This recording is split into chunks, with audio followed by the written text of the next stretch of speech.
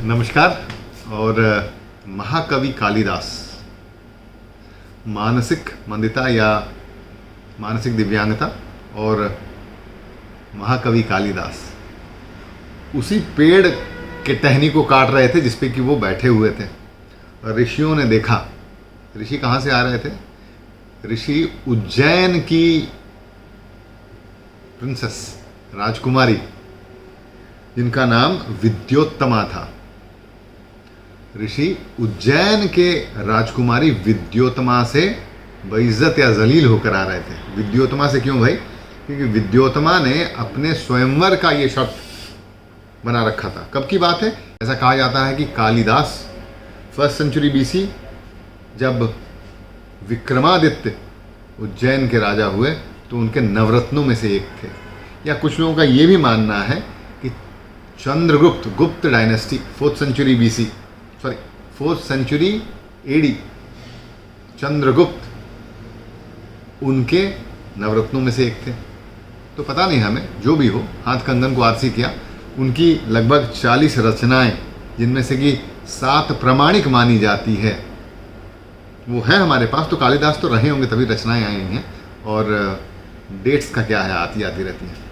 तो महाकवि कालिदास की कहानी कुछ इस तरह की है कि ऋषियों ने देखा कि जिस पेड़ पे बैठा हुआ है एक बड़ा ही सुंदर सुडौल दीप्तिमान युवक, उसी पेड़ के टहनी को काट रहा है। जहां बैठा हुआ, यहाँ बैठा हुआ इसी को काट रहा है। तो जलील होकर आ रहे थे, बेइज्जत होकर आ रहे थे, क्योंकि विद्योत्तमा विदुषी थी, उज्जैन की राजकुमारी। उन्होंने ये शर्त लगा रखा था अपने स्वयंवर का कि मैं उसी से ब्याह करूंगी जो कि मुझे शास्त्रार्थ में हरा देगा। तो ऋषि भी गए थे बड़े शौक से कि ब्याह लाएंगे, और बिल्कुल जलील होकर आ रहे थे। तो उन्होंने सोचा कि चलो एक काम करते हैं, किसी एक मूर्ख से शादी कराते हैं इसकी, तो इसका अहंकार छूटेगा। तो विधाता को भी अहंकार पसंद नहीं, तो कालिदास को उतार लाए, बोले आओ शादी करोगे? उसने बोला हाँ करेंगे।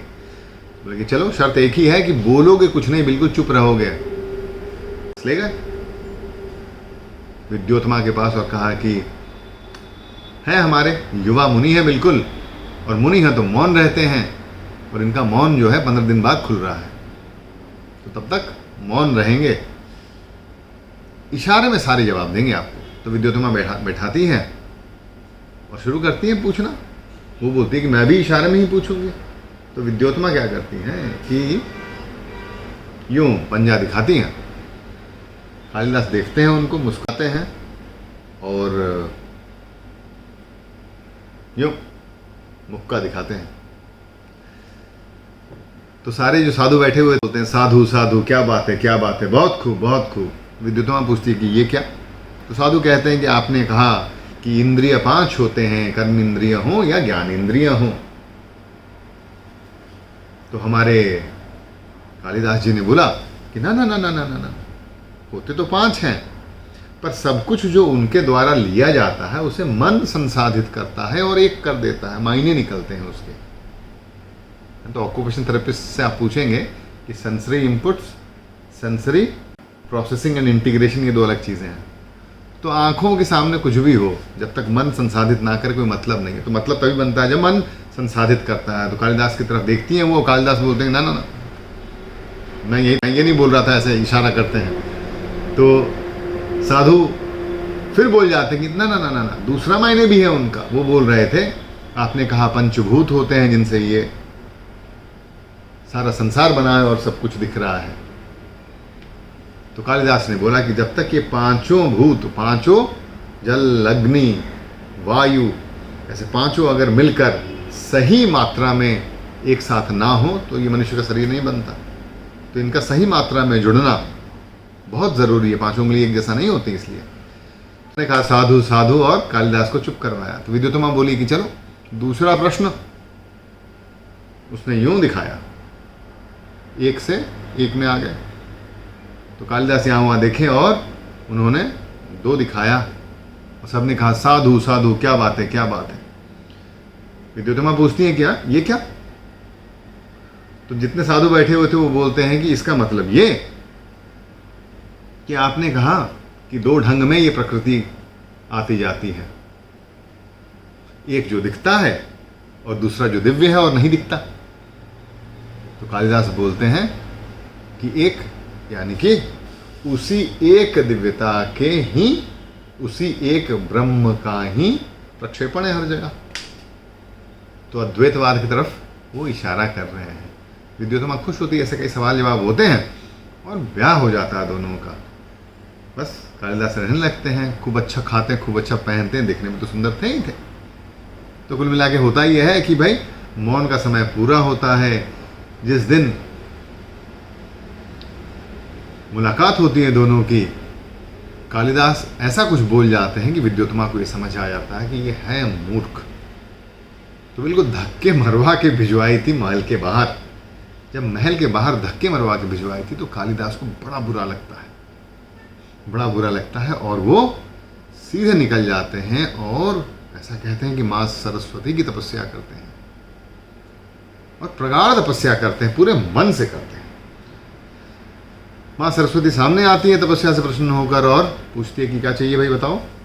तो कालिदास बोलते हैं कि मुझे ऐसा विद्वान बना दो जो पहले कभी ना हुआ हो। माँ सरस्वती आंखों में देखती है और बोलती है कि 7 जन्मों तक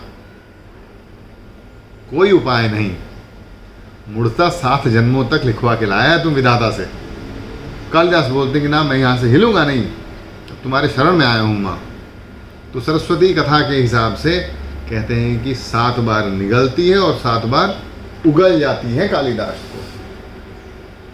तो कालिदास जब 7वें बार बाहर आते हैं तो बिल्कुल बुद्धिमान होकर बाहर आते हैं, विद्यावान होकर बाहर आते हैं, और वो एक रचना लिखते हैं माँ सरस्वती के वर्णना में। पहले बाल कैसे उनके, आंखें कैसी उनकी, हंसी कैसे उनकी, ऐसे करते करते पूरी वर्णना करते हैं और सुनाते हैं और कहते हैं कि अर्पित हुआ माँ तुमको ये कविता। माँ सरस्वती सुनती है और बोलती है कि व्याकरण सम्मत, बहुत सुंदर, भाव बहुत सुंदर, लय बहुत सुंदर, सब कुछ बहुत सुंदर, पर चूंकि हड़बड़ी हो गई तुम्हें विद्वान बनने में, तुम्हें अब तक ये नहीं पता चल पाया कि किस बात को कहाँ कैसी करनी चाहिए। मैं तुम्हारी माँ हूँ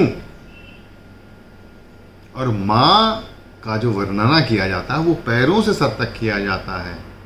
मैं तुम्हारी कोई प्रेयसी तो हूँ नहीं कि तुम बालों से और आंखों से शुरू किए। इसलिए प्रैग्मेटिक्स ऑफ कम्युनिकेशन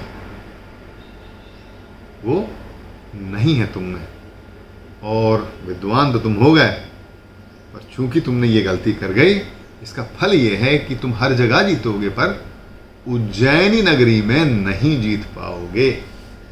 कालिदास वहाँ से जाते हैं वापस, और शाम का वक्त था। राजकुमारी अपने सखियों के साथ एक तालाब के किनारे बैठी हुई है, बिल्कुल सूरज ढलता जा रहा है और एक कमल का फूल यूँ हिल रहा है। तो राजकुमारी पूछती है कि कमल का फूल क्यों हिल रहा है। तो दोस्त बोलते हैं कि हो सकता है हवा चल रही हो। राजकुमारी बोलती है बिल्कुल नहीं, हवा तो नहीं चल रहा है, आसपास के भी फूल नहीं हिल रहे हैं। तो संस्कृत का जो श्लोक है वो मैं भूलता हूँ।